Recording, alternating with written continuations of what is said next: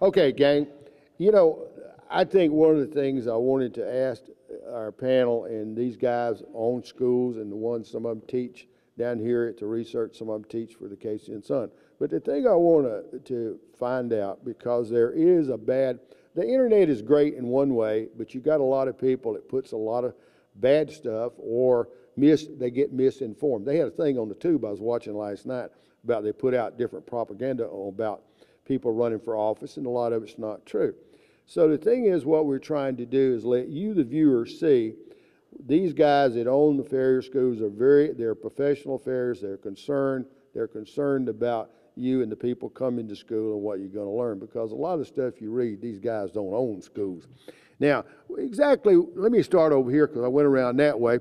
What do you think when you see bad stuff on the internet about schools, or a guy, they run down schools and they don't own a school? What's your thoughts?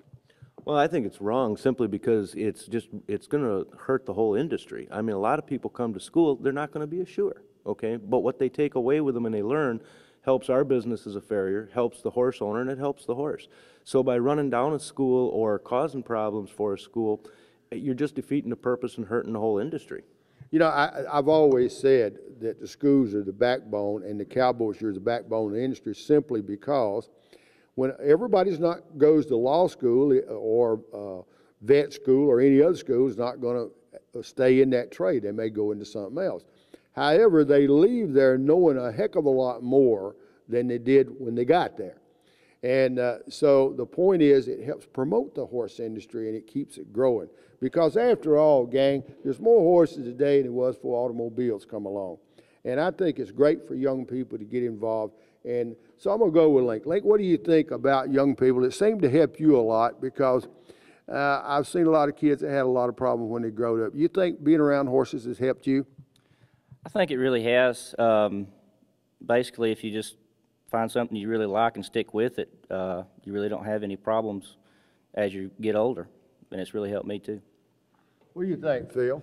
Well, quite personally, I'd rather have my kid playing with a horse or fooling a horse than I had out using drugs. So to me, if you can even get your children involved in horses, and just like you sent your son, I sent my son to Horseshoeing school, and to me, that's a great thing. We have one instructor here, his daughter is 13 years old, can shoe a horse almost as good as I can, you know, and that's all she's involved in. So, you know, you're not ready to worry about your kids getting into anything. And I think that's a good way to go.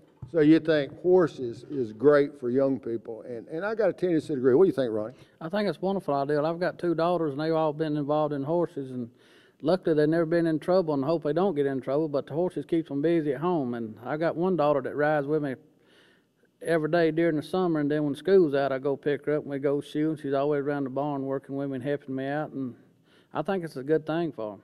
But they're not farriers. They're just simply, you've got it because you're a farrier and you have the school, they're around horses, so it really keeps them occupied, keeps them out of trouble, you think? Oh, yeah, it keeps them very, very busy on it.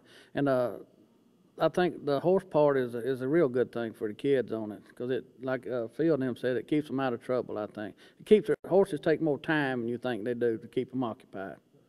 Another thing, Ralph, I think, you know, a lot of 4-H involves it in school, and that gives them something, you know, sort of competition there, and that keeps them involved. So that's the main thing to me today, is keep kids involved in something, and especially if they go later on, they may even go into horseshoeing, because if you love a horse, you know, you want to take care of it yourself.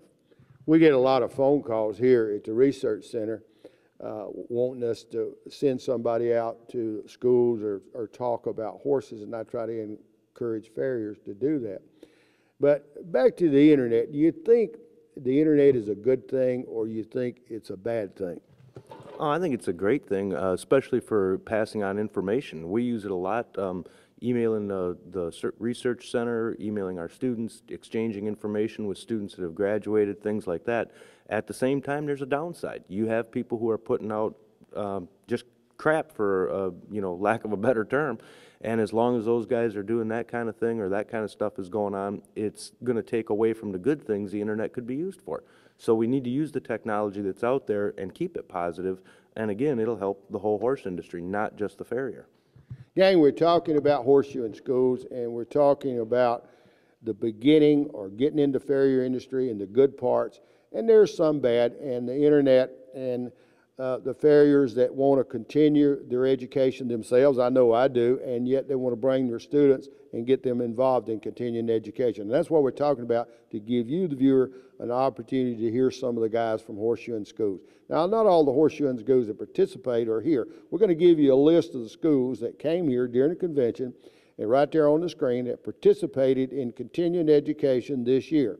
And a lot of them are great guys, they're great schools, and those are the schools we're going to recommend in the future, the ones that continue their education and bring their students here to get them involved in continuing their education. So pull them U's in.